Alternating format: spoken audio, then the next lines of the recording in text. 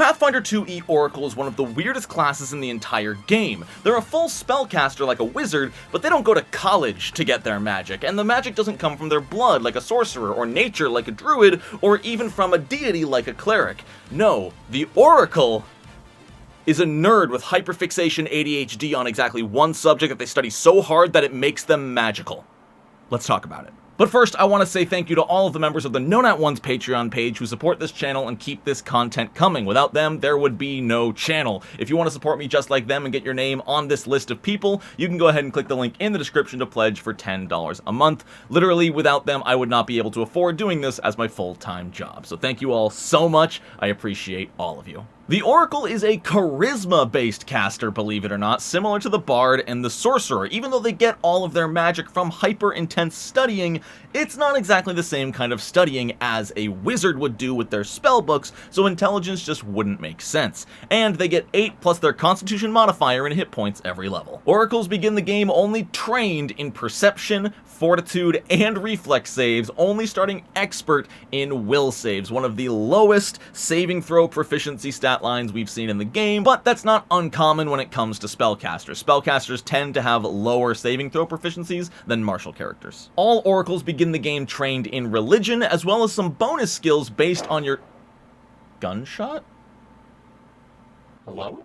A few skills dependent on their subclass, and then 3 plus their intelligence modifier in additional skills. I'll say it right now, the Oracle is not built to be a skill junkie, so the fact that they get 3 base without putting any points into intelligence is really nice, because they're not going to get a whole lot of skills otherwise. Like most spellcasters, they're only trained in simple weapons, but they are also trained in light armor, meaning your Oracle doesn't need to worry about their dexterity quite as much as something like a wizard, because they can put on, say, some studded leather armor to help increase that armor class. A very nice proficiency that most full spellcasters don't get. And they're of course trained in spell attack rolls, spell DCs, and their class DC. I don't know why I keep saying it, but I think it's because enough people miss it that I want to. All Oracles, as well as every other class in the game, get 4 free ability boosts right at level 1. After you've done your ancestry, background, and class boost, you can also apply 4 bonuses to your modifiers to any 4 different modifiers you want. Oracles are spontaneous spellcasters, meaning they cast spells in the same way as bards and sorcerers.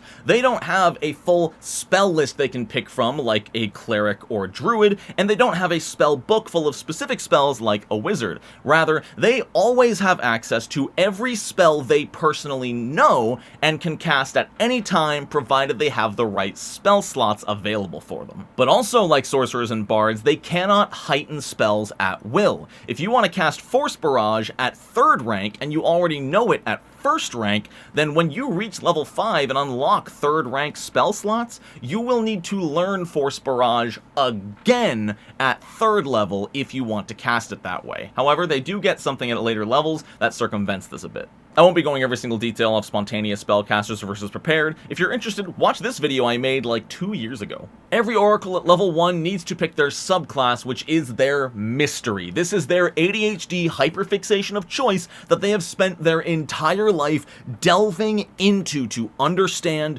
unwrap, and learn as much about as possible. Like me with Final Fantasy X. There are 8 different mysteries, meaning 8 different subclasses of Oracle, and every single one comes with its own unique curse that will actually debilitate you as a character the more you benefit from your mystery's special powers. So let's get into that. Every mystery provides you 5 unique benefits, starting with granted spells. These are spells that do not count against your total amount of known spells that you can know as an Oracle, and are gained as bonus spells from your subclass. You will always be able to cast these as long as you have the spell slots to cast them. This does not give you extra spell slots for those spells, simply more spell options to cast with those slots. Every single mystery also comes with, I believe, 4 different domains. These function the exact same as cleric domains. On their own, they are just flavored to describe what your mystery surrounds and different ways you can approach that mystery. However, there are feats and abilities at higher levels that allow you to gain new focus spells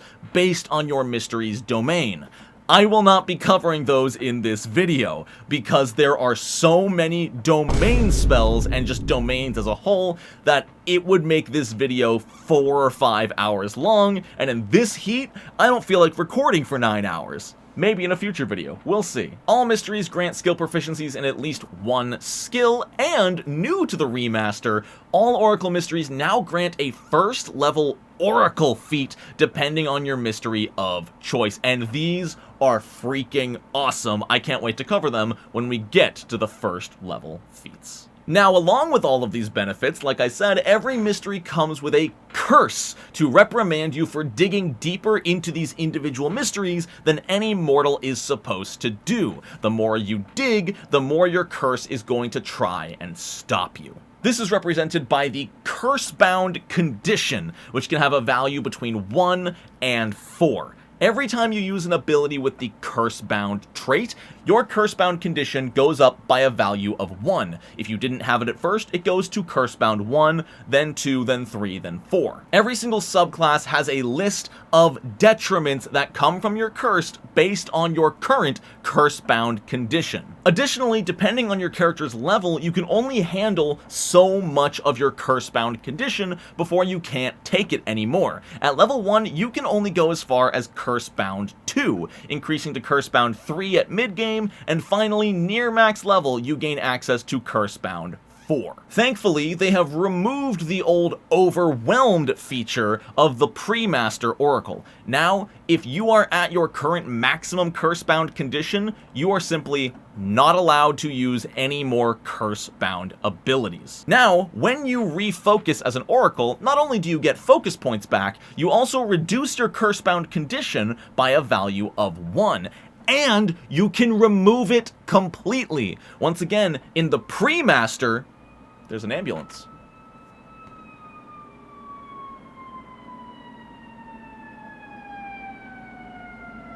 Yep. I'd close the window, but it's too hot. Once again, in the pre-master, Oracles, once they activated their curse even a little bit, they could not get rid of it until their next daily preparations, which was really obnoxious. It didn't matter if you only used one focus spell that day. In the pre-master, you had your level 1 curse effect for 24 hours. Now, if you reach Curse-bound 2 in the middle of combat and then spend 20 minutes refocusing, it's gone! You can use all of your curse-bound abilities again and get yourself back up to your maximum. So effectively, at higher levels, all increasing your maximum curse-bound effect does now is allow you to use one more curse-bound ability before needing to refocus. I think this change is fantastic. Being able to turn your curse all the way off through at least 10 minutes of meditation is super in character, and I love it. Your oracular curse does come with a huge downside though, and that is any condition or effect imposed by your curse while you have the curse-bound condition cannot be mitigated in any way. The example it gives is that if your curse causes a creature to be concealed from you, then even the effect of the Sure Strike spell, which ignores concealment, doesn't get past it. These curses cannot be mitigated and obviously cannot be removed in any way, even by a remove curse spell. So keep that in mind when you're building your Oracle, that any effect you have while curse-bound is always in effect, no matter what kind of thing you think you have up your sleeve to ignore it. Alright, let's hunker down and go over all 8 subclasses of Oracle, starting with the Mystery of Ancestors. The Ancestors Mystery allows you to hear the voices of generations past in your lineage, whether that be through advice or sometimes a cacophony of overwhelming voices. At level 1, it adds Guidance as a cantrip you can cast and the Ancestral Touch Revelation spell. Ancestral Touch is a decent little touch focus spell that deals 2d4 mental damage on a basic will save for a single action. This is already fantastic, as 2d4 damage on a single action spell is phenomenal action economy, and it doesn't have the attack trait, so you can do this and attack at your full bonus pretty easily. On top of taking the damage, they are Frightened 1 on a normal fail and Frightened 2 on a critical failure, meaning this focus spell, on top of dealing some decently reliable damage and good combo capability, just has some really good upsides if they happen to fail their saves. It doesn't scale all that crazily, only increasing by 1d4 per spell rank. So at level 3, this is dealing 3d4. At character level 5, this is dealing 4d4. So it's not great, but if you've got the extra action, it's not bad to just say, hey, boop, take like 6 extra damage this turn. The domains related to this mystery are death, duty, family, and soul, and it grants you trained proficiency in society. And it also grants you the Whispers of Weakness first level feat, which we'll go over when we get to the feats. This ancestry comes with the Curse of Ancestral Meddling, which is kinda rough, not gonna lie, but it's simple to understand. You gain Clumsy equal to your current value of Cursebound as the voices in your head get so overwhelming that they legitimately throw you off and make it harder to focus. I'm honestly shocked this doesn't give Stupefied, but I guess a spellcaster that gives them self-stupefied would feel horrible from a mechanical level. So basically, you can read this as your Cursebound value reduces your armor class, reflex saves, and all dexterity-based checks by its value, which is rough. If you're Cursebound 2, your armor class is down by 2, your reflex saves are down by 2, your stealth checks are down by 2, until you can spend 10 minutes refocusing. Brutal, but it makes sense. The mystery of battle involves studying the why and how of battle itself and battles of ages past, everything from the Clash of Steel to the strategy behind it. At level 1, you gain the Shield Cantrip and the Weapon Trance Revelation spell. Weapon Trance is perhaps one of the most controversial new spells added in the remaster, and a lot of people really seem to hate it. Let's go over what it does first. For a single action and a focus point, you increase your proficiency with martial weapons to be equal to your proficiency with simple weapons.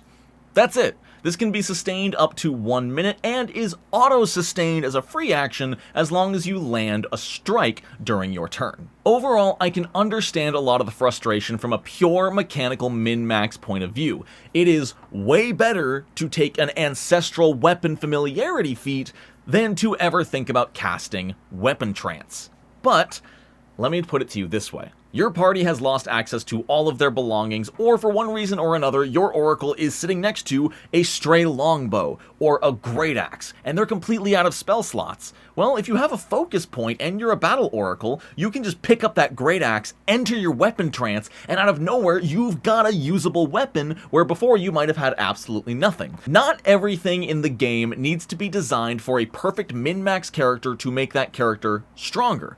I will give the hot take right now and die on this hill that bad character options, quote unquote bad, are totally fine as long as they're full of flavor. And the fact that a battle oracle can pick up a weapon they have never used before and start fighting with it with decent proficiency is super flavorful and in character for someone who is into the mystery of battle. I do think allowing this to work on advanced weapons too would have been super cool and might have been the push it needed to avoid a lot of the public backlash, but as it stands, no, it is not a strong feat in the slightest, but it is super cool and super fun when you do get to use it. The related domains are Destruction, Might, Protection, and Zeal, and it grants you trained proficiency in athletics, as well as the Oracular Warning first level feat. This mystery comes with the Curse of the Mortal Warrior, causing you to have an inherent weakness to spell damage. While you're Cursebound 1, you have an inherent weakness 2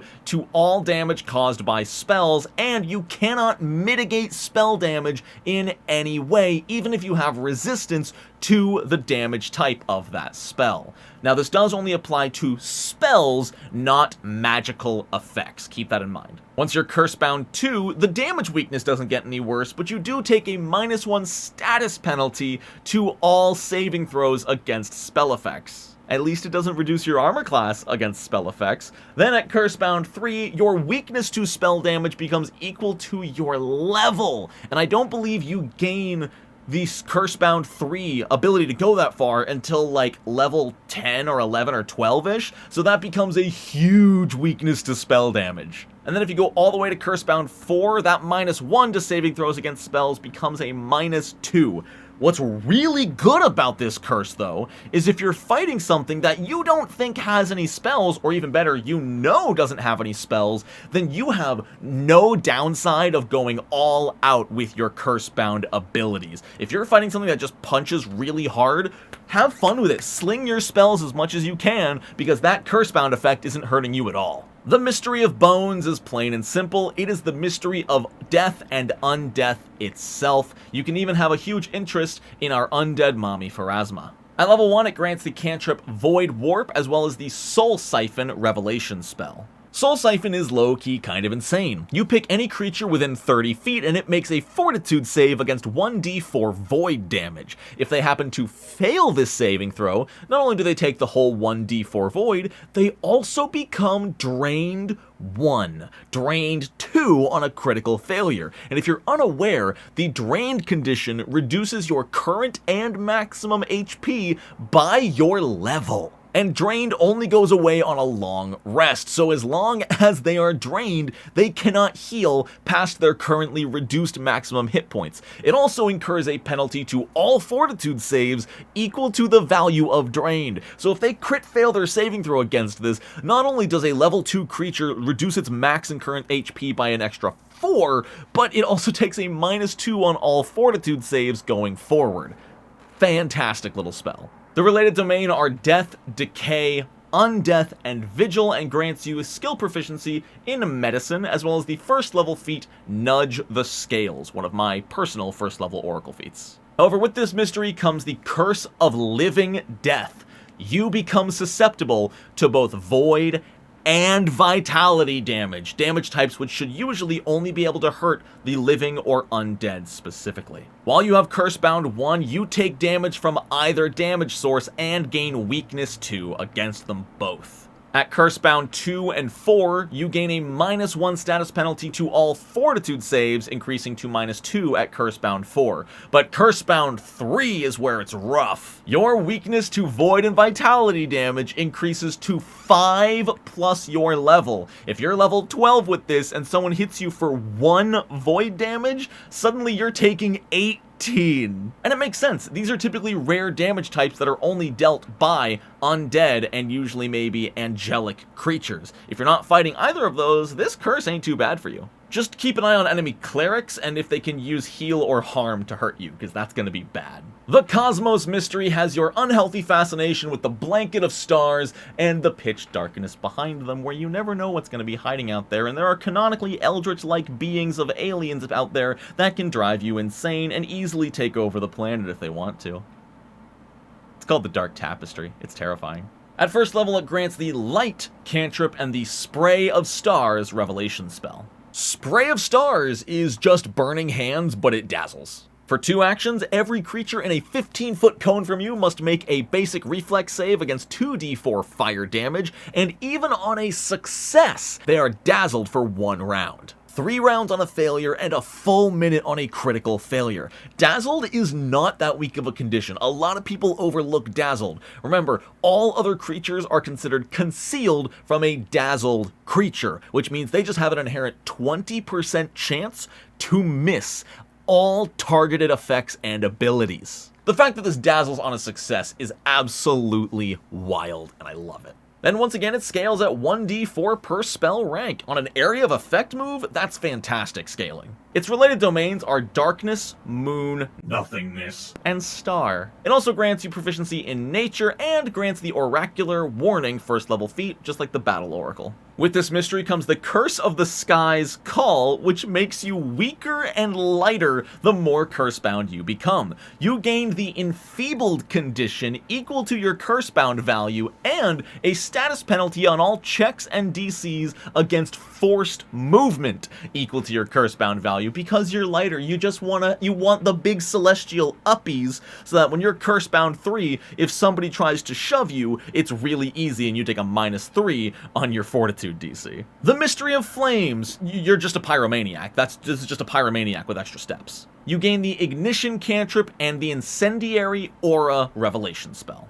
Incendiary Aura has a really interesting interaction. This costs 2 actions and a focus point to activate and just emanates a 10-foot aura around you. And when you cast it, it does nothing. However, anytime a creature within this emanation takes fire damage, they also catch on fire for 2d4 persistent fire damage. This is pretty crazy, because an enemy just needs to take 1 point, one little lick of fire damage, and they are burning at the end of every single turn until they put it out with a flat DC 16 check every turn. This one little aura could light 3 or 4 creatures on fire, and if they all take damage twice, this just did, what, 12d4 damage total at level 1? That's crazy good. It doesn't scale all that crazy, only going up by 1d4 every 2 spell ranks, so the damage doesn't increase to 3d4 until 5th character level, but still, just being able to apply persistent fire damage to anybody around you is great. Also, whenever it heightens, the aura does get 5 feet bigger, meaning every 4 character levels, it's getting wider and wider to a max rank of, I think, 25-foot emanation. You just turn this on at the beginning of battle, it doesn't need to be sustained, and for the next minute, everybody around you, which you're a fire oracle, you're going to be probably using fire spells anyway, everybody's just taking bonus damage, and we love to see it. The related domains are Dust, Fire, Star, and Sun, which sounds kind of redundant because the Sun is a star, but it also grants you trained proficiency in acrobatics as well as the Foretell Harm first level oracle feat. This mystery comes with what I believe to be the harshest low-level curse, the Curse of Engulfing Flames. Why is it so bad? Well, as long as you have the curse-bound condition, you are taking persistent fire damage equal to it. Just straight up. Once you're past, like, level 8 and you've got hit points nearing the triple digits at least, this is not nearly as much of an issue. Unless you somehow get a weakness to fire, taking 1 to 4 persistent damage per turn isn't a big deal. But when you have literally 18 hit points, taking 1 point of damage, even 2 points of damage every turn that you can't turn off until you start refocusing is brutal. If you go down in combat, do you lose your Cursebound trait? Nope. You cannot remove the effects of your curse by any means other than refocusing. If you go down in combat with the Cursebound trait, you start burning alive. You're gonna hit dying 4 in like 2 rounds if you fail a death save. That's so brutal. Fire Oracles really legitimately live on the edge, which is thematic. Just don't get too attached to them. Almost polar opposite of Fire is the Life Oracle, whose mystery is all about the beauty of life, what makes it tick, and how to make life more vibrant. At level 1, they get the Vitality Lash cantrip and the Lifelink Revelation spell. Lifelink is a really cool spell, but it's almost anti-synergistic with the Life Oracle's Curse effect. For one action, you choose a target, and that target heals 1d4 hit points. The spell then lasts for 1 full minute, and the first time each round your target would take damage, you can reduce the damage they take by 3, and inflict the 3 damage to yourself, effectively absorbing the damage for your frontline allies, so that you on the back lines can take it instead of them, because they're taking the brunt of the force anyway. The problem here is, remember, the Life Oracle's Cursebound effect reduces all healing gained by their Cursebound value times their level. So healing up the damage you're taking for your ally is gonna be really hard to do. It's almost better for your ally to take the damage so you can heal them with something like Nudge the Scales. As a Life Oracle, once you're Cursebound, you want to avoid taking damage as much as possible, and Lifelink just makes you take damage. It's great because it can save someone's life and keep the frontline barbarian fighting even longer, but if you find yourself in a tight situation, you're not going to be able to heal yourself very efficiently out of it. This heightens at spell ranks 3, 6th, and 9th, and it's fine. It increases the number of creatures you can target, the amount of damage you can reduce per round, and how much healing it does initially. I just don't see why you would want to use this, especially on multiple targets. Cool, at 6th rank, you can reduce 3 creatures' damage taken by 10 each, but you're taking 30 unmitigatable damage this way, and increasing your Cursebound effect, so you can't heal it as efficiently. Lifelink as a concept is such a cool spell, it just sucks that it is perfectly anti-synergistic with the Life Oracle it's attached to. But I suppose you can reduce the damage for your allies and heal them, and as long as you have the time after the combat, you can meditate for 20 minutes to reduce your Cursebound back to 0, and then heal yourself. So it's really useful if you know you'll be safe to heal and meditate after the combat. The related domains are death, healing, pain, and soul. Of course, you get trained proficiency in medicine, and you get the Nudge the Scales first level oracle feat. With this mystery comes the Curse of Outpouring Life, and this one is brutal. Because your mystery allows you to expend your own vitality to assist your allies, you become harder to heal. You take a status penalty to all hit point recovering effects equal to your curse-bound value times your level. If you're level 5 with curse-bound 2, any attempts to heal you, if they heal you for 18 hit points, subtract 10 from that, you only gain 8. So once you are fully curse-bound, healing the Life Oracle in the middle of combat is incredibly difficult to do. If you're like a level 20 Life Oracle with curse-bound 4, all healing you receive is reduced by 80. That's so gross, and I love it. Call me a masochist, but I love huge detriment effects on characters like this. I love being unable to heal. I'm not as big a fan of the constant damage of the Fire Oracle, but I love healing limitations so much. We have the Lore Oracle, who probably spends every single day in the library because their big knowledge mystery is knowledge itself. They just want to learn and learn more about learning.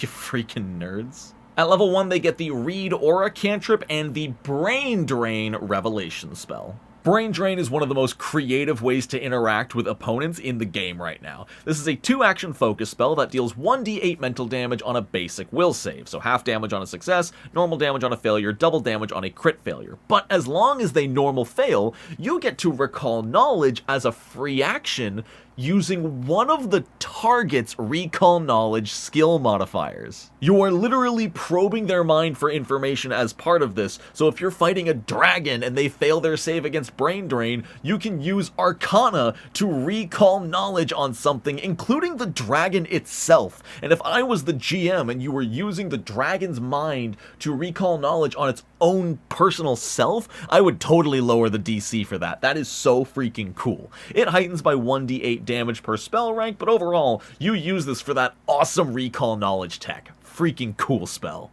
The related domains are knowledge, magic, secrecy, and truth, and it grants your skill proficiency not just in occultism, but also any lore skill of your choice, which is a great starting benefit. They also get the Whispers of Weakness oracle feat at first level. With this mystery comes the Curse of Torrential Knowledge. Because you have broken through the mortal barrier of knowledge itself, you are constantly flooded with just unasked for knowledge of things you don't care about, like the number of seeds in a sunflower on average. It's this number, by the way. I'm gonna make myself look it up later. You take a status penalty to perception checks and all will saves equal to your curse-bound value.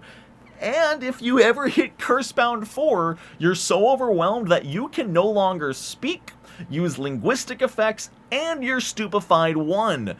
Don't do this in combat. Oh my god, most spells have the linguistic trait. So, yeah, maybe keep it to Cursebound 3, even at high levels for a lore oracle. It also says you legitimately just can't communicate with your allies. You can't do hand signs, you can't write something. You're just overwhelmed and sort of rocking back and forth in the corner, like 5,000 podcasts playing in your head, all about different true crime mysteries. Mysteries. Oracle humor. And finally, we have the mystery of the Tempest. This is all about the mystery of storms and lightning and why it all happens, how it all happens, what does it mean.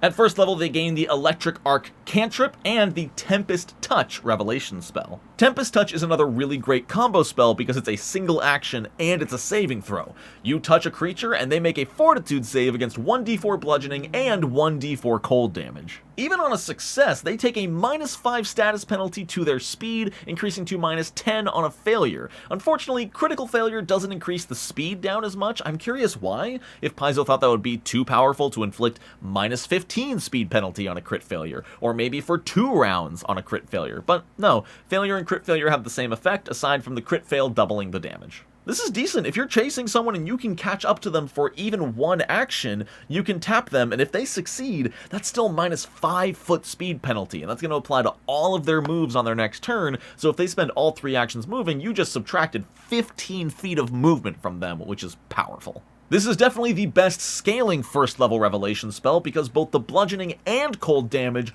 both increase by 1d4 per spell rank. While every single other first rank revelation spell only increases by 1 die per rank, this one increases by 2, meaning by level 5, this is doing 6d4, which is something to write home about. The related domains are air, cold, lightning, and water, and it grants you trained proficiency in nature, of course, as well as the first level oracle feat, Foretell Harm. And the curse associated with the Tempest mystery is the Curse of Inclement Headwinds.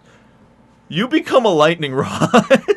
Not only do you gain weakness 2 to lightning damage and any effects with the lightning trait, but you are also treated as wearing or holding metal if an effect calls for bonus damage based on that, even if you're not holding anything metal. But Cursebound 2 is so gross because it inflicts a -2 status penalty to all ranged attacks you make.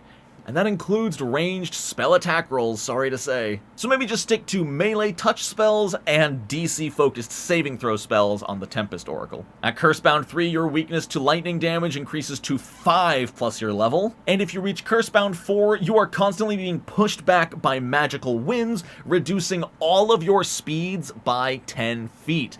Not quite as bad as being stupefied and muted like the Lore Oracle, but if you need to run away and get away from combat and you're Cursebound 4, good luck, I guess. And that is all 8 different subclasses of Oracle and their associated curse. Let's quickly go over all of the different class features the Oracle can get from levels 2 to 20. Of course, they get skill feats, general feats, and signature spells, which in case this is your first time reading a spontaneous caster, every single spell rank you have access to, you can pick one spell to be your signature spell of that rank, allowing you to heighten it or lower it at will. Skill increases, ancestry feats, and then at 7th level, they become an expert spellcaster, increasing their spell attack rolls and DCs to expert. Also at 7th level, they get Mysterious Resolve, increasing their will saving throws to Master and allowing them to auto-crit succeed any normal successful will save. At 9th level, their Fortitude saves increase to Expert, but then at 11th level, Oracles get a very interesting feature, Divine Access. When you reach this level, you pick any deity with an associated domain that overlaps with one of the domains of your mystery. Then, look at the different spells granted by that deity and add any 3 of them to your spell list of ranks you can cast. For example, if you pick Sarenrae, you will get to add Breathe Fire, Fireball, and Wall of Fire to your spell list, even if those wouldn't normally be accessible to you. Also, upon reaching 11th level, the Oracle can now increase their Cursebound to Cursebound 3, allowing them to use one more of those cursed abilities each combat before refocusing. Also at level 11, Perception checks increase to Expert, and also at level 11, Weapons increase to Expert, just simple weapons and unarmed strikes. Still pretty cool. They get a lot at level 11. At level 13, their armor proficiency increases to Expert, and their reflex saves increase to Expert. 11 and 13 is a lot of big bonuses for the Oracle. Oh, level 13 also gives weapon specialization, granting a bonus 2 damage on any weapon you're an expert with. At level 15, they become a Master Spellcaster, increasing spell attack rolls and DCs to Master proficiency, and they gain Extreme Curse at level 17, finally allowing them to push themselves to Cursebound 4 if you deem it worth it. At level 17, they get Greater Mysterious Resolve, increasing their will saves to Legendary, and from then on, if they ever critically fail a will saving throw, they get a failure instead, and if it's against a damaging effect, they only take half damage. And finally, at level 19, not only do they become a Legendary Spellcaster, increasing their spell attack rolls and DCs to Legendary, but they also get that coveted 10th level spell slot. Classic Spellcaster stuff, nothing too complicated. And with that, we have covered all of the base class features of the Oracle. Hasn't changed too terribly much, just a lot more accessible and easy to understand. Alright, let's go ahead and dive into all of the Oracle feats available from level 1 to 20. Remember, all of the subclasses give a unique first level feat, but there are a few other feats available as first level feats, but can only be taken starting at second level, since Oracles don't actually get to pick their feats until level 2. So let's start with one of the first new unique Cursebound feats, Foretell Harm. Once per round as a free action, if your last action was to cast a spell that wasn't a cantrip, so it was either cast from a spell slot or a focus spell, you can cause the target to take damage equal to double the spell's rank and suffer a minor misfortune. When I first read this, I thought the misfortune was actually going to imply some kind of effect, and maybe for GM discretion they can, you know, if the misfortune finds their weapon handle a little bit greasy, maybe they're clumsy 1 for a round or something like that.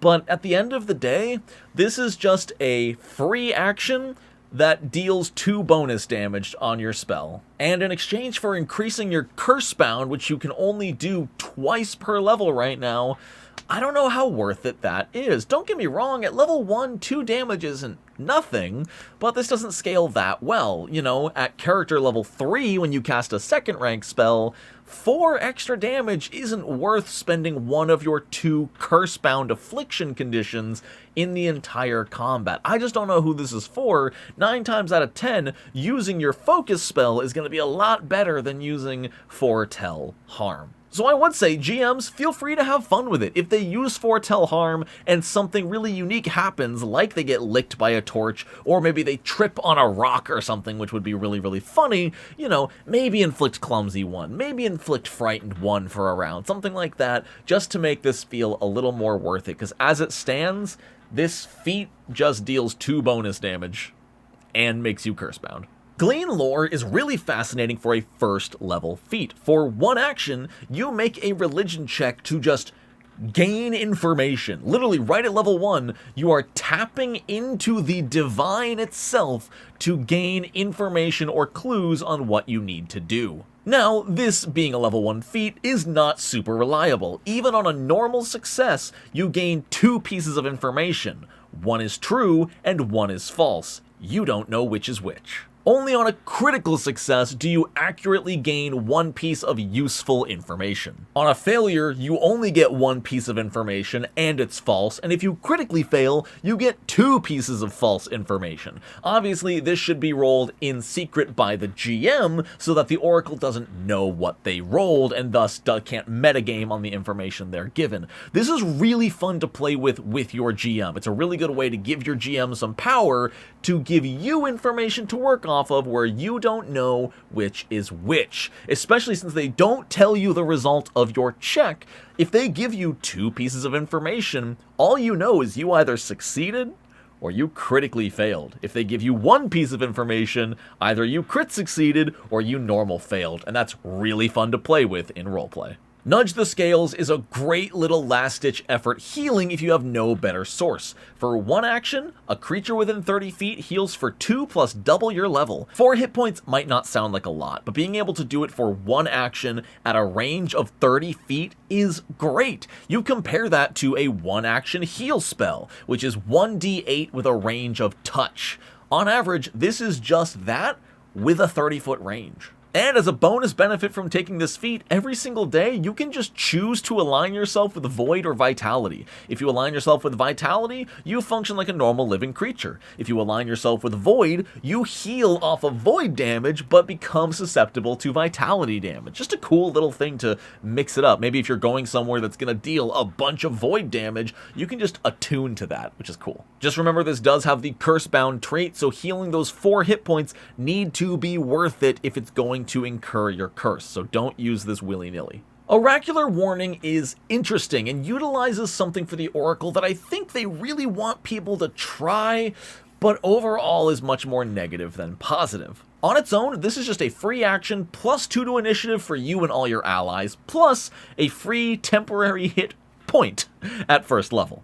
You and your allies get temporary hit points equal to half your level, which lasts a minute, so it's never going to be that many, but it's extra hit points you didn't have before. But also remember that just using Oracular Warning for that temporary hit point and plus 2 bonus is one of your 2 curse bounds of the fight. Now, when I said they're trying to do something interesting, it's this last line here.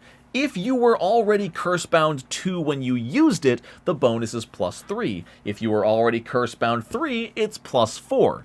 But here's where things get confusing, and the book doesn't really clarify it. The way it is written, You use an ability, and after using it, it increases your curse bound. So if you use Oracular Warning while you're curse bound 2, then you become curse bound 3 and gain the curse bound 2 benefit. And you only gain the curse bound 3 benefit if you are curse bound 3 before you use it, which would then bump you up to curse bound 4. I hope that makes sense. There's a few more feats like this going forward, and I don't know how I feel about them, especially for something like an initiative bonus, where is it really worth giving up one of your very few remaining curse bounds if you're already curse bound 2? Is it worth giving that up in exchange for just one more to initiative?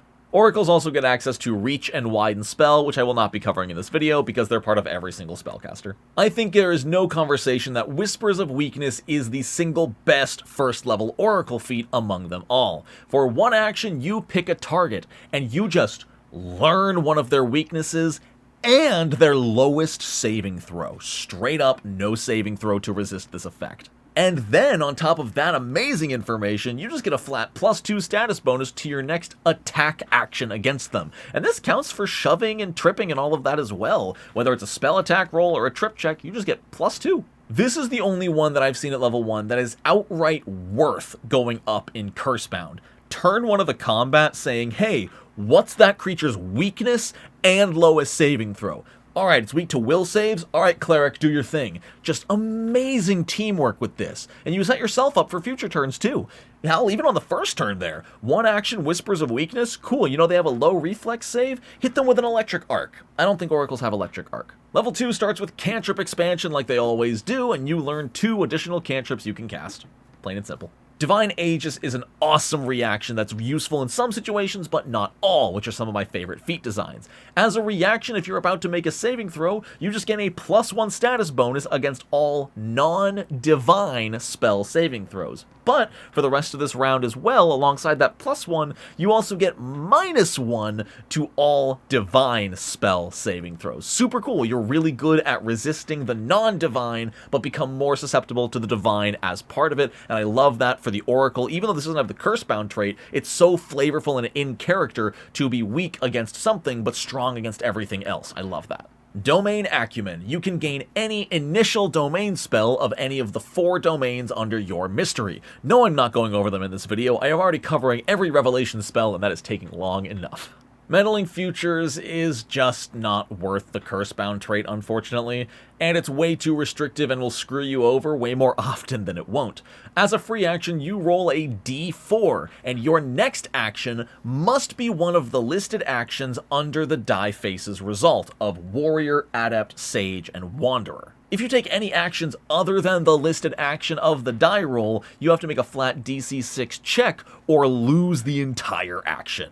If you roll a 1, you get Warrior, giving you a +1 status bonus to your attack roll and +2 status bonus to the damage of that attack roll. If you're at least Cursebound 3, the status bonus to damage becomes +6. This isn't too terrible, but it's just not worth rolling this because 75% of the time, if you want to attack somebody, you're going to roll a 2, 3, or 4 instead. Number 2 is Adept. You must either make a skill action or a perception check with a +1 to it, +2 if you're Cursebound 3.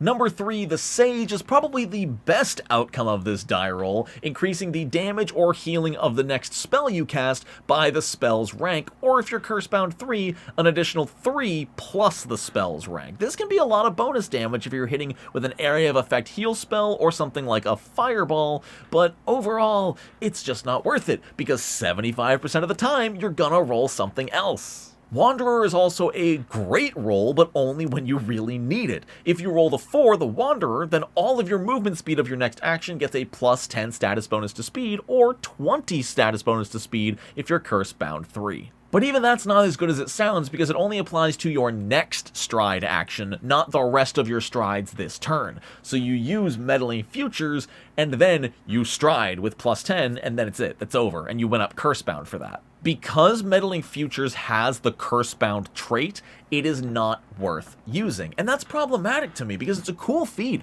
I love the idea of putting your next action into the hands of the future foretelling. But the fact of the matter is, at least half the time, you're going to get something you don't want to do. Cool, you're in melee range, so you have a touch spell prepared, or you have a melee attack you can make. What if you roll Adept or Wanderer? Wanderer's the worst. Now you have to stride. And if the enemy has reactive strike, this stride doesn't ignore reactions. You're just going to get hit or potentially fumble your next action.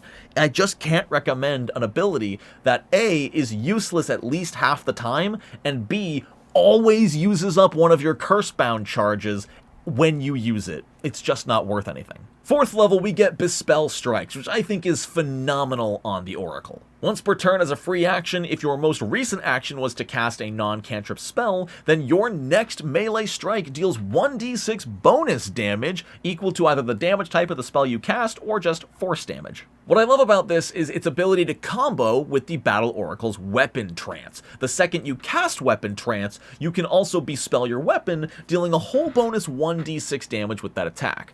My main problem with Bespell Weapon is that it doesn't scale. You know, I wish this scaled at least every 2 or 3 character levels, but the fact of the matter is, if you're level 20 and you use Bespell Strikes, it's still only giving you 1d6 bonus damage.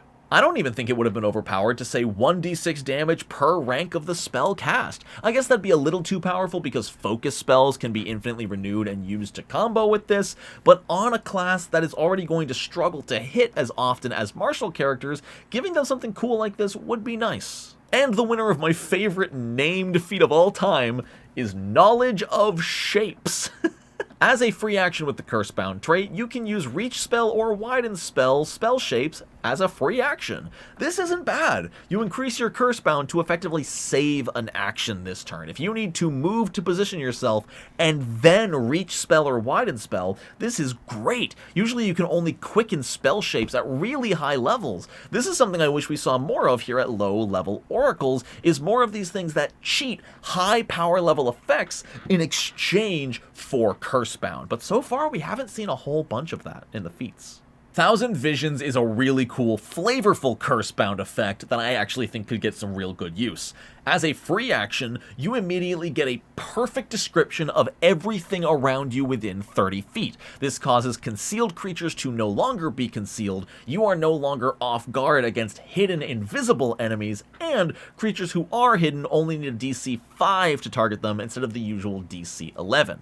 The downside is because you are so hyper-focused on what's around you, anything beyond 30 feet becomes imprecise even to things like sight. This lasts 1 full minute and is really cool. I think this is one that is pretty much worth the Cursebound trait. If you're fighting a bunch of invisible enemies that are all right next to you, being able to reduce that DC to hit them and keep your armor class against them can go a long way to keeping you alive and actually targeting them with abilities. At 6th level, we have the Advanced Revelation feat, which lets you take the Advanced Revelation spell of your mystery, which we'll be going over right now.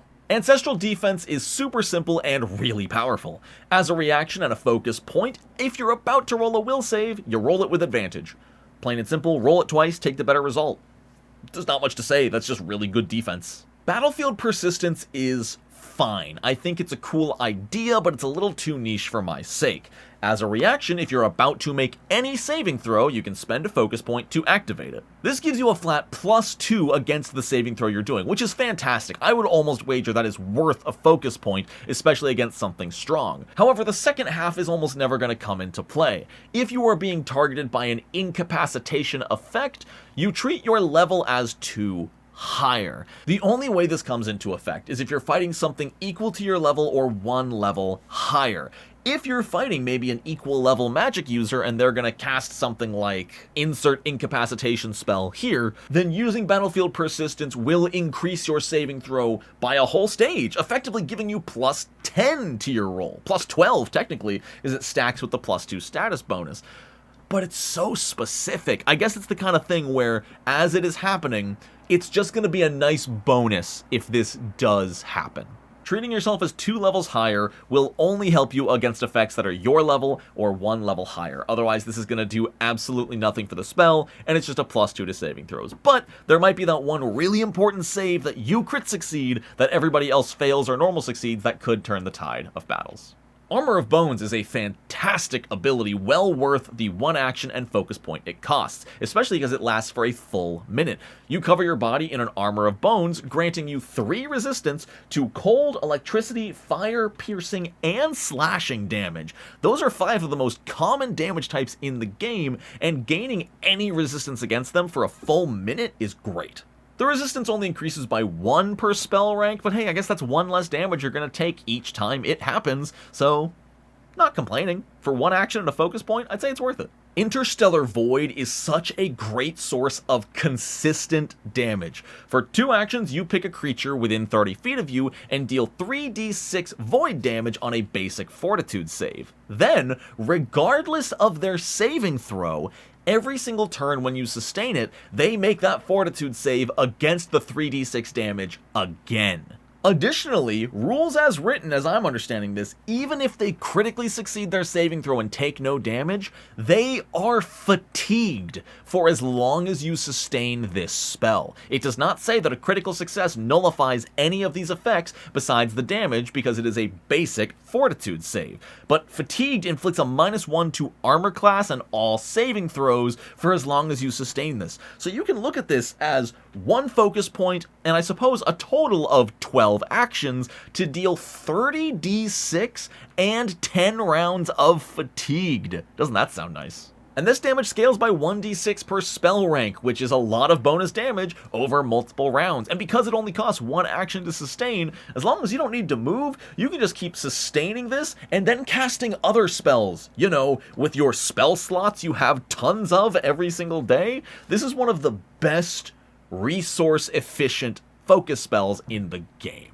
Whirling Flames is another fantastic damaging focus spell. For 2 actions, you make 2 5-foot bursts of fire within 30 feet of you. One can be 30 feet to the left, one can be 30 feet to the right. Any creature within either of those 2 bursts makes a basic reflex save against 5d6 fire damage. This is already pretty decent, but it heightens really well, even though it heightens only every 2 spell ranks. When it does heighten, the damage goes up by 3d6, and you get an additional 5-foot burst. So this means at level 9, this is dealing 8d6 to 12 squares of the battlefield. 3 5-foot bursts. Remember, a burst is the corner of a square, so it hits all 4 squares next to it. You get to put down 3 of those for 8d6. Even if you hit 2 creatures with that, it will definitely be worth the focus point. Delay Affliction is phenomenal in the middle of a big boss fight or any encounter where someone is suffering from a really debilitating condition. Howdy y'all, future editor Nonat here. It's been a while. You're looking good. Delay Affliction, while still useful, is not nearly as good as I thought it was. See, afflictions in Pathfinder 2e are different from conditions. I originally read this as condition and I was completely wrong. An affliction specifically is a poison, disease, or curse. So, what Delay Affliction actually does is, on top of restoring 3d8 hit points, if you can successfully counteract the source of the poison, disease, or curse, then any effects of that poison, disease, or curse are completely nullified for the next 1 hour. When this heightens, it does heal an additional 1d8 hit points and can suspend an additional affliction. So, I got excited. I thought you could use this on things like Enfeebled or Confused, but you cannot. However, if something like a poison would inflict the Confused condition, then using Delay Affliction to turn that poison off would, by extension, also get rid of the condition applied by the affliction. Are you confused? Good. Next spell. Access Lore is exactly what it sounds like. It's boring, but it's really effective. For 1 action and a focus point, you just gain access to a lore skill. Just magically. Oh, no one knows how to pilot this boat out of the harbor? Hold up. Now I have sailing lore. Now it only lasts for a minute, so you'll have to do a lot in that 1 minute, and then probably refocus and cast it again. But if you're just looking for information, this is a great way to get it. Or in the middle of combat, if you're fighting, say, you know, a giant of some kind that you know nothing about, you can, for one action, access giant lore, and then for your next action, recall knowledge on it to get as much information as possible. This is really, really useful and is going to be only as useful as the person gets creative using it. Also, your proficiency in the lore skill you choose is equal to your spellcasting proficiency, which means as you become a better spellcaster, you get even better lore skills, which is nuts. Thunderburst is a decent little damaging AoE, dealing damage in a 20-foot burst within a 100-foot range. Remember, that is a burst on a corner of a square that goes 20 feet in all directions. That is a 40-foot emanation, effectively. Every creature in the area makes a basic fortitude saving throw against 2d6 bludgeoning and 2d6 sonic damage. If they fail, they are deafened for 1 round. If they fail, they're deafened for 1 minute, and if they crit fail, they're deafened for an hour, which, again, very, very niche affliction, but can come in handy. I understand why they heightened it the way that they did. Gaining 5 foot of extra area every spell rank would be insane, but this is one you'll be using throughout the entire campaign, as every 4 character levels, when it does rank up, that damage boost is crazy. Gifted Power is awesome. You get an entire bonus spell slot every day of your highest available rank. The only downside is that it can only be used to cast a heightened version of one of your Mystery's granted spells. What's cool though is once you hit level 11 and get the Divine Access class feature, you can cast any of those spells with this highest rank slot as well as your Mystery spells. So you'll have at least 6 different spells to choose from to put into this slot each day. That's a great feat. Spiritual Sense. You effectively have a 6th sense for anything spirity, and your GM will automatically roll free perception checks in secret for you to detect supernatural things like haunts. Additionally, as long as you are exploring or actively seeking with a perception check, you can actually notice spirits as long as they are less than 5 feet deep inside of an object. So if a spirit is hiding in like an urn or is just a little bit inside of a wall, you can actually tell they're there as long as it's within 30 feet of you. That's a super cool ability and I love it. Steady Spellcasting. If you've seen any of my guides to spellcasters, you know how much I hate this feat. If a spell you're casting would be interrupted for any reason, then you get a flat DC 16 check to not lose it. So you're spending a 6th level feat to have a 20% chance to save a spell if it would be interrupted. Sorry, DC 15, so it's a 25% chance. Debilitating Dichotomy is really good. For 2 actions and the Cursebound trait, you and 1 creature within 30 feet both make a basic will save against 9d6 mental damage. If the target critically fails, they are stunned 1. What's cool is you automatically increase your saving throw result by 1 stage. So if you crit fail, you normal fail. If you normal fail, it's counted as a success. And remember, around this level is when you are getting master proficiency in will saves. So you can increase your failure to a success thanks to this effect, and then because you technically rolled a success, it gets auto upgraded to a critical success. Meaning the only way you hurt yourself with Debilitating Dichotomy is on a critical failure. Maybe the rules as written are different, but that's the way I interpret it, in which case this is phenomenal. The damage also heightens by 3d6 every 2 character levels, so this is insanely powerful. At level 20, by the way, this is doing 27d6 mental damage, and because of the Cursebound trait, you could just do this 4 times in a row. That's great. Read Disaster is an interesting feat. It effectively lets the Oracle spend 10 minutes to mimic the effects of the Augury spell, however they can only learn about dangers ahead. On top of that, it's a very limited amount of knowledge you get, because if the results would be good from the Augury effect, all the Oracle hears is nothing, and if the results would be bad, all the Oracle gets is mixed. So you're not getting a whole lot of information, but this is free and you can do it whenever. If you do ever become legendary in religion, this only takes 1 minute to use instead of 10. It's fine. It's fun to play with the GM. Another one of those cool roleplay feats of asking, hey, how bad is that next room looking, GM? And they'll go, mixed. Surging Might is a little specific but cool. For one action, if your next action is to cast a spell, then that spell ignores an amount of resistance to spirit, vitality, and void damage equal to your level. It's just good. It doesn't have the Cursebound trait, so you can do this as much as you want. You can do this on your cantrips like Divine Lance. It's pretty damn good. This even applies to persistent damage, so if you inflict 1d6 persistent vitality damage and they've got resistance 10 vitality, then as long as your level is higher than their resistance, they're still going to take the full damage. Pretty great. Water Walker feels like it kind of comes out of nowhere, and thematically it makes zero sense to me. As long as you are Cursebound 1, you can stride across water as long as you end on something that can support your weight. And if you're ever Cursebound 2 or higher, you can just walk on water. Why? The book said so. Quicken Casting. Once per day, you can reduce the number of actions needed to cast a spell by 1 to a minimum of 1, but this can only be done on spells up to 2 ranks lower than your highest rank available, so it's fine. I really do wish Quicken Casting was a once per 10 minutes and not a once per day. Doing it once per encounter would feel amazing and like the feat is worth it. Doing it once per day doesn't feel great, I'll be honest. Roll the Bones of Fate is a one-action, Cursebound action only for the Bones and Lore Oracles specifically. This is just a fun little gamble you do once per 10 minutes. You roll a d4 and do what it says. If you roll a 1, that is good, and target ally basically gets advantage on their next attack action or skill check. If you roll a 2, it's bad, and target creature gets disadvantage on their next attack roll or skill check. Also fantastic. If you roll a 3, you get to apply both 1 and 2 as though you'd rolled both of them, which is insane. And 4 is one of the weirdest effects I've ever read in Pathfinder 2nd Edition. This sounds like it should be on a 1998 Magic the Gathering card. I'm just gonna read this out verbatim. Cursed possibilities. Your attempts to meddle in the forces of prophecy bring dire consequences for all.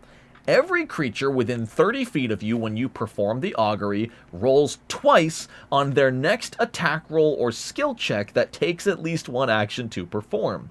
If the highest number rolled is odd, they take the lower result. If the highest number rolled is even, they take the higher result. Why is it so complicated? I get that they're going for this weird mishmash thing, but just say everybody takes disadvantage. Doing it and being like, oh, hey, did you roll a 17 or an 18? Is it odd or even? Like, I hate this effect. I really love 1, 2, and 3. I don't like 4. This is going to slow the whole table down. It's not great. It's making everybody roll with advantage or disadvantage, not knowing which one they're going to do. It's dumb. Moving on. I don't like this effect. 1, 2, and 3 are great. I hate 4. I don't know how I'd fix it. I would just simplify it in some way. But overall, great feat. Love it. For using the Cursebound trait, potentially giving an ally advantage, enemy disadvantage, or both, fantastic. Just please don't roll a 4. It's going to make the next round take 10 minutes longer. The Dead Walk for the Battle and Ancestors mystery is pretty cool. For 2 actions, you conjure 2 spiritual warriors within 30 feet of yourself who each make a strike against an adjacent enemy for 4d6 damage. These warriors can even flank either with each other or with your allies. If you're Cursebound 2, you summon a 3rd warrior, and if you're Cursebound 3, you summon a 4th warrior. However, some people have read this, and I think they're right, making it a lot weaker than it first appears. Because it specifically says all of these creatures attack using your spell attack roll.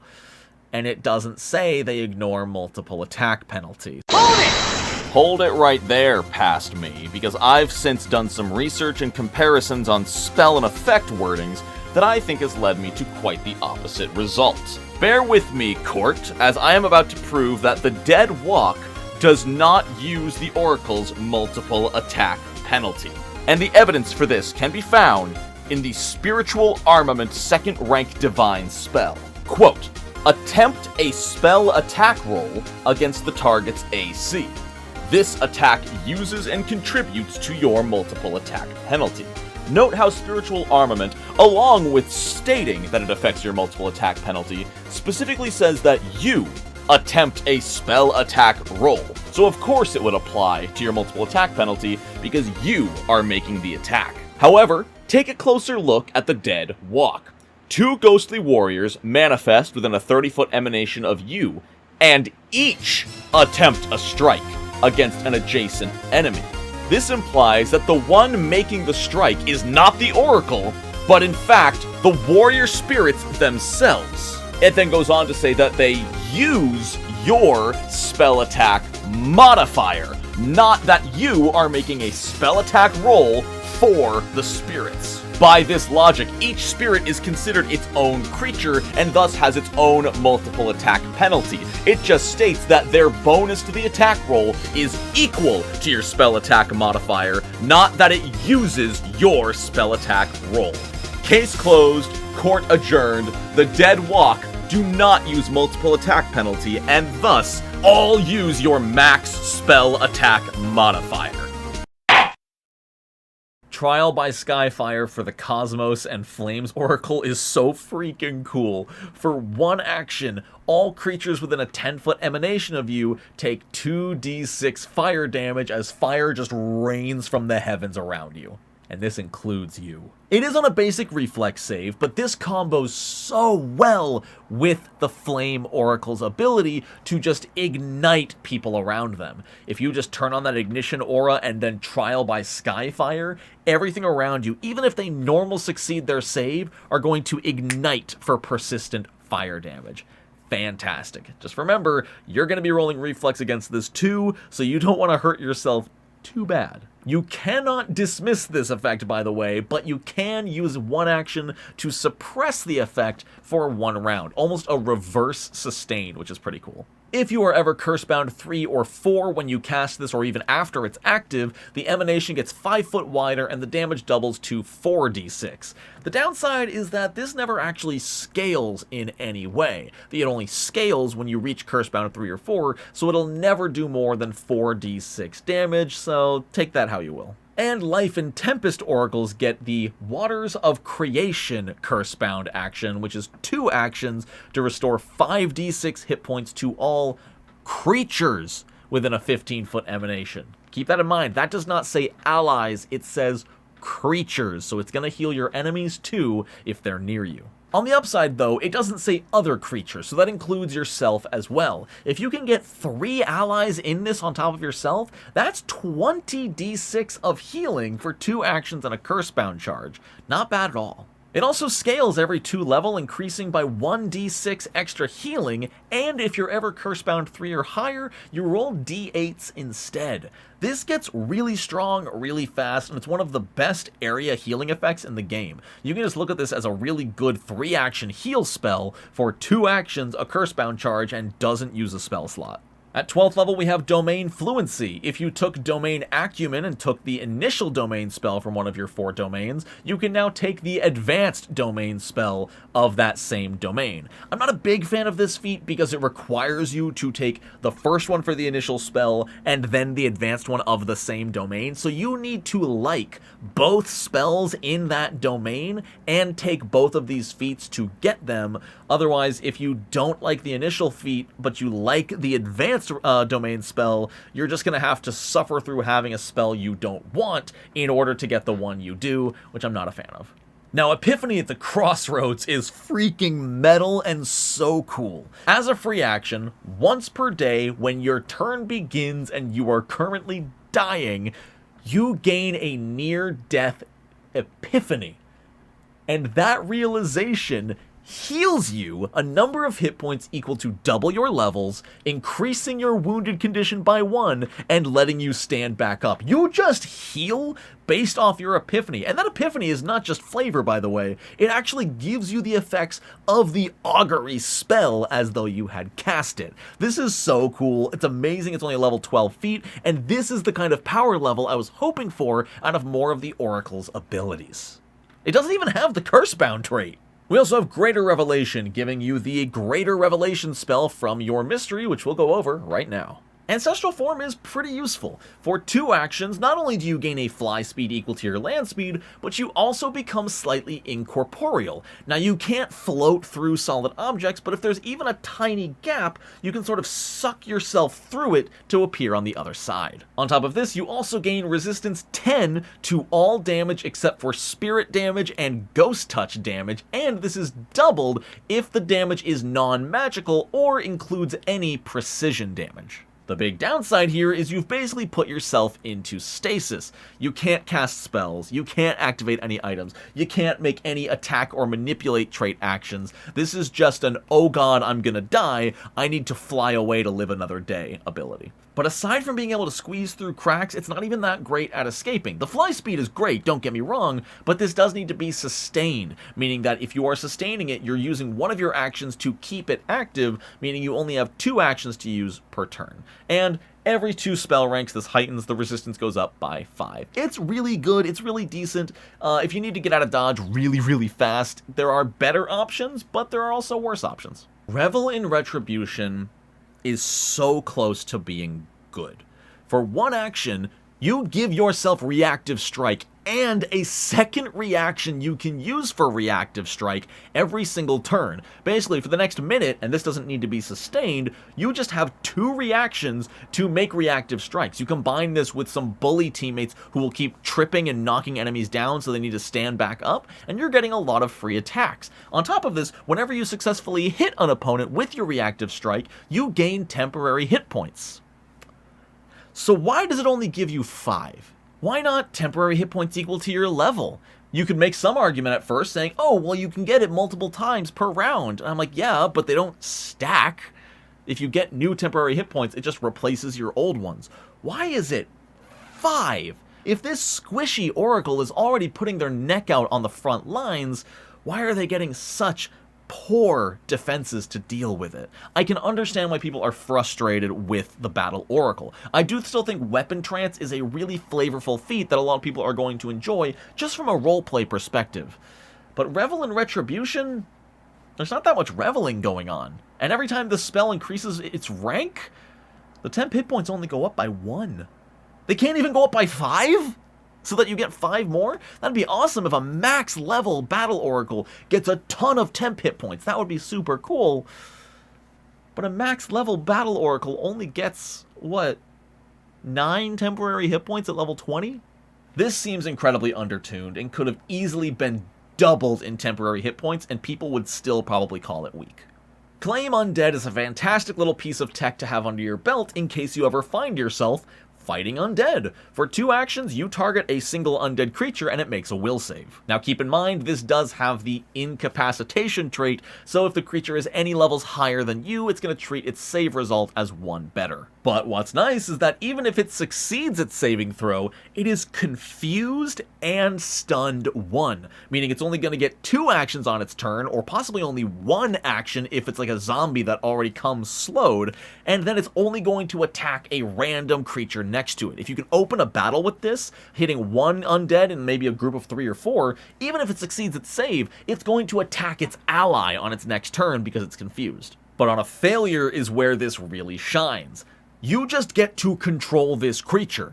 Straight up, on its turn, it will follow your orders. It doesn't say anything about getting the minion trait either, where you have to sacrifice an action to give it to. From what I read this, you tell it, hey, fight with us, and it just will. It gains a new will save at the end of each of its turns, and even once it succeeds, it suffers the success effects of being confused and stunned. So you can look at this as if they fail their saving throw, they lose 2 rounds, at least 1 under your control, and then if they succeed their second save, they're still confused, so they're not going to do anything super terrible to your party unless you're unfortunately positioned. And then on a crit failure, it's just yours. It follows your commands until the duration ends, which is 10 minutes, by the way, unless you give it a self-destructive command. Otherwise, it is just your undead little friend for 10 full minutes. This is an incredibly powerful spell, as it should be, because it's only useful against one specific type of enemy, undead. If you're fighting anything else, bandits, demons, dragons, whatever, this is worthless. But if you're fighting undead, This is super powerful, as it should be. I think the way Pathfinder can see a lot more expansion is by giving certain classes really strong abilities against very niche enemy types. Moonlight Bridge is really cool. For 2 actions and a focus point, you just create a 120-foot bridge that can go straight or up to a 45-degree angle. But what makes this bridge really nice is that you and your allies can cross it normally like normal terrain, but enemies cannot. They simply fall through the bridge. So if you're fighting something mindless and not super smart, you could use this in a very clever way to maybe make a bridge over a gorge. You and your allies run across it, and the mindless enemies try to follow you and just plummet to their deaths, or at least out of your hair. This is a spell that looks very boring at first because it's just make a bridge, something that a lot of classes can do at low levels with the right spells, like, say, Helpful Steps, even though that's just vertical, or the Earth Kineticist Stepping Stones, but the fact that you can really trick enemies with this makes it really fun. And as it heightens, the bridge gains extra hit points, 20 feet of extra length, and 5 feet of extra width. Really good. Flaming Fusillade is really fun. For 2 actions, you now gain a buff that says Ignition costs 1 less action to cast for the next 1 minute, and it doesn't need to be sustained. You also get to cast Ignition as part of casting Flaming Fusillade, which basically means Ignition was free, since it's normally 2 actions anyway.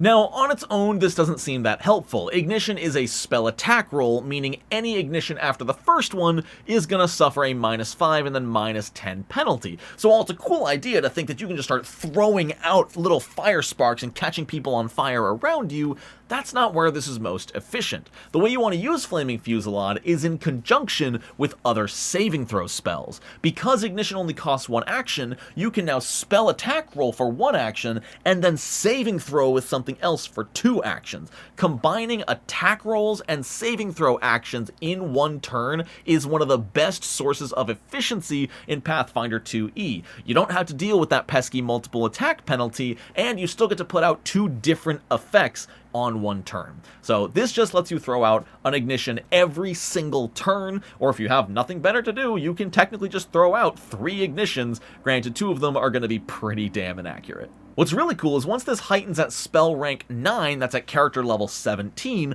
all ignitions cast while Flaming Fusillade is active gain a status bonus to damage equal to the Flaming Fusillade's spell rank. Just +9 damage to every time you use ignition? We're not going to complain about that one bit. Life-Giving Form is an interesting focus spell that gets better the bigger your party is. For 2 actions, you take on an actual beacon life-giving form. That's the name of the spell, it's in the title. For the duration, any living creature that touches you or you touch instantly gains 6d8 hit points and becomes immune for 1 minute, basically meaning you can only target each ally once during the duration of Life-Giving Form. Additionally, your unarmed strikes deal 1d4 extra vitality damage, kinda random, but okay. You also gain 5 resistance to precision damage for some reason, and weakness 5 to void damage, which makes a lot more sense. And finally, any creature with a weakness to vitality damage that attacks you with a non-reach weapon or an unarmed strike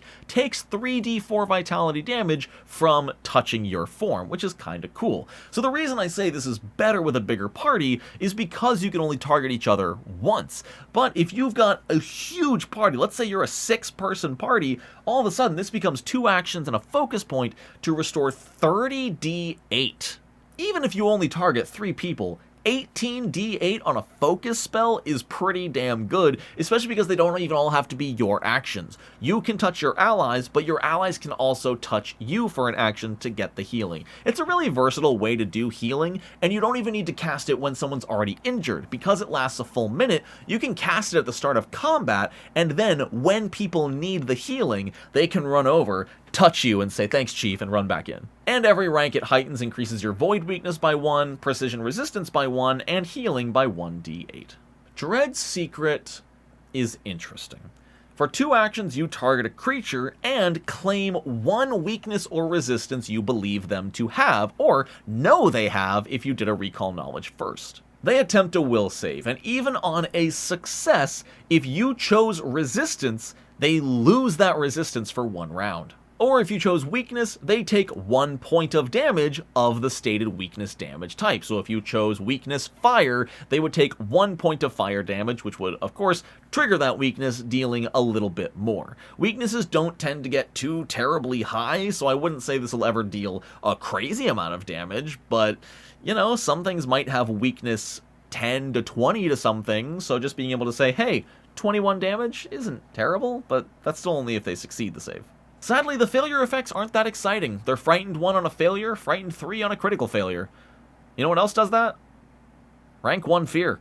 This is obviously most useful to remove a resistance. If you know what you're fighting and it's resistant to bludgeoning damage and your barbarian's got a big ol' hammer, then yeah, removing a resistance for 1 round isn't terrible. My big problem is that this doesn't get any longer duration on fails or crit failures. Even if they critically fail their saving throw, you still only remove the resistance for 1 round. You couldn't even make it like 3 rounds on a failure, 1 minute on a crit fail? I think that would be really neat, and there's some missed potential with this spell. It doesn't quite feel finished, if that makes sense. Also, if you claim a weakness or resistance that is not true, your spell fizzles, does nothing, and you lose the focus point. Tempest form. For 2 actions, you take on the form of the Tempest, and you actually get to choose between mist, air, and water. This spell is incredibly similar to the ancestral form we talked about earlier. You gain 10 resistance to physical damage, full immunity to precision damage, but what's weird is it does force you to use your unarmored proficiency and strips away any item bonus to AC you might be getting from equipped armor. What's nice about this one though is it removes your need to breathe completely. Now, you're going to get a different bonus effect depending on whether you picked air, mist, or water. If you picked air, you gain a 20-foot fly speed and can cast the Gust of Wind spell as a 2-action activity once per turn. The downside is this spell does need to be sustained, so if you're going to use that, that's your entire turn. Sustain Gust of Wind. The mist effect is incredibly niche and is only for very specific situations. You also gain a 20-foot fly speed, but if you are between 2 creatures who are trying to target each other, they are concealed from each other. That's it. If you're standing directly in front of an archer who's trying to shoot a straight line through you to your wizard, they become... the wizard is concealed from the art. It's so specific. I don't know when you'd use this. And the water form gives you a 20-foot swim speed, and if you are in the water, you become invisible. On top of that, you can optionally take 1 action to fully electrify yourself, causing any creature who hits you to take 1d6 electric damage. This is fine, but for a 6th rank focus spell, 1d6 damage is not something to get that excited about, and this doesn't heighten that well either. At spell rank 8, the resistance to physical damage increases by 5, and the damage dealt from the electricity increases by 1. Not 1d6, 1. Meaning at max level, a level 20 Tempest Oracle deals 1d6 plus 2 to anyone who hits them. This spell's not great, I'm not gonna lie. It's kind of a letdown. I don't quite understand it. I feel like the ancestral form had a little bit more going for it, whereas this limits your fly speed to 20, and you have to pick one of the 3, and none of the 3 effects are all that exciting. The immunity to precision damage is cool, but overall, you can do better. Magic Sense is fine. You are just permanently affected by the effects of a 3rd rank detect magic spell, which you can turn off and back on at will.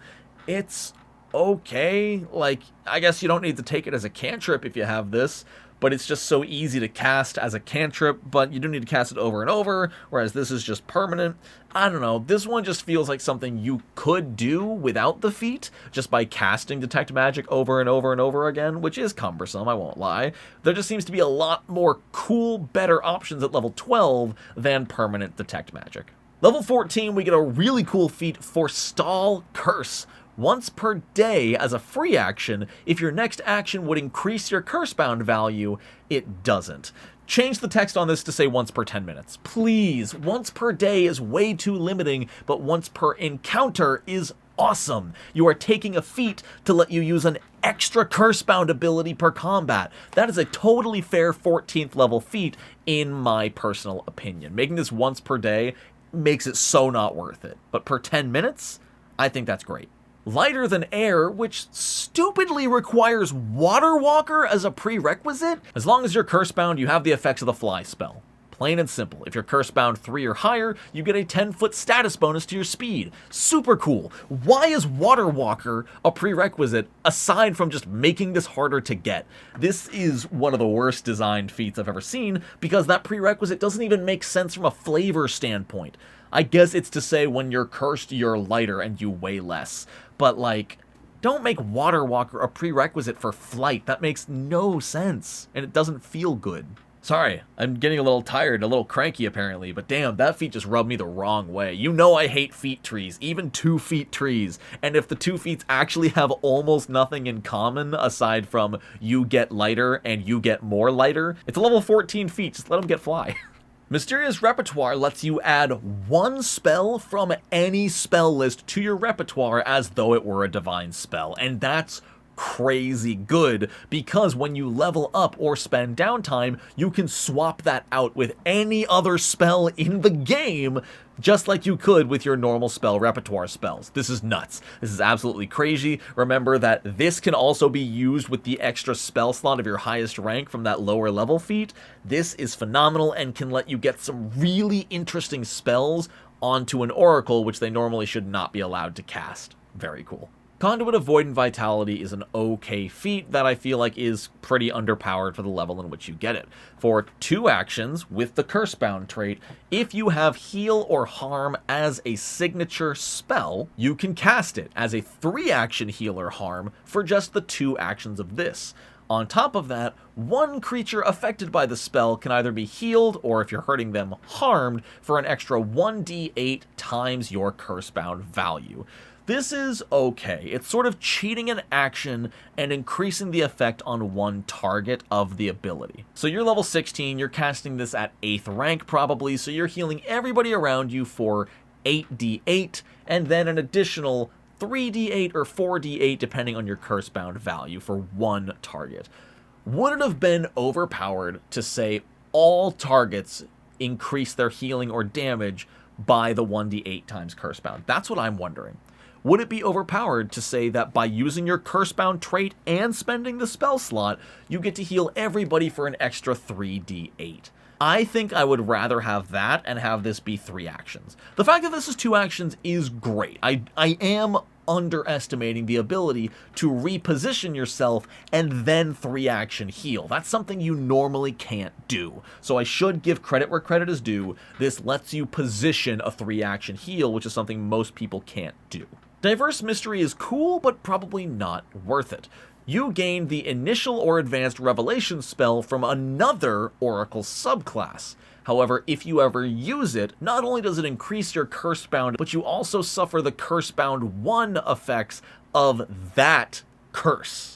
If you use Diverse Mystery to gain Spray of Stars, and you use it from the Cosmos Oracle, you become Enfeebled 1. Interestingly, there's some really specific text at the end of this feat that doesn't make a whole lot of sense to me, but I'm guessing it's to avoid specific crossovers of curses that would break the game. Quote, you can't cast your chosen revelation spell if its mystery's curse effects directly conflict with or negate the effects of your own mystery's curse, or if the curse would have no effect on you, or if either of these criteria would be met once you finish casting the spell. This means nothing to me up front reading it. I'm sure there's a reason it's there. I can't think of which curse would nullify another curse's effects, but who knows? Portentous Spell is okay. It's a 1-action spell shape that as long as your next action is to cast a spell, any creature who does pretty much anything as a reaction to you casting that spell takes a -2 status penalty on whatever they're doing, whether it be a reactive strike to attack you or a counter spell of some kind. Additionally, any creature you hit or that fails a saving throw against this effect does become fascinated with you until the start of your next turn. It's okay. None of these effects really scream level 16 to me, unfortunately. It doesn't have the Cursebound trait, so I guess it doesn't need crazy power, but it's still a level 16 class feat, which at the end of the day just puts a penalty on counterspells, and unfortunately counterspells just aren't that common in Pathfinder. Now, Blaze of Revelation is the kind of crazy stuff that I wish we saw so much more of in this feat list. This is a free action that can only be used when you are Curse-bound 4. you push your curse into overdrive, like straight up Naruto, Sasuke giving into the curse mark for 1 minute. During this entire minute, even though you're curse bound 4, you can cast focus spells without spending focus points. You can do this once per turn for a full minute. However, at the end of that minute, you need to make a DC 40 Fortitude save, and remember that oracles only max out at expert in Fortitude saves. If you crit succeed somehow, you're fine, nothing happens. If you normal succeed, you are drained 2 until your next daily preparations. Remember, that's going to reduce your max and current health by double your level. If you normal fail, drained 4. And if you crit fail, you die. Not dying, you can't be stabilized, you die. Straight up.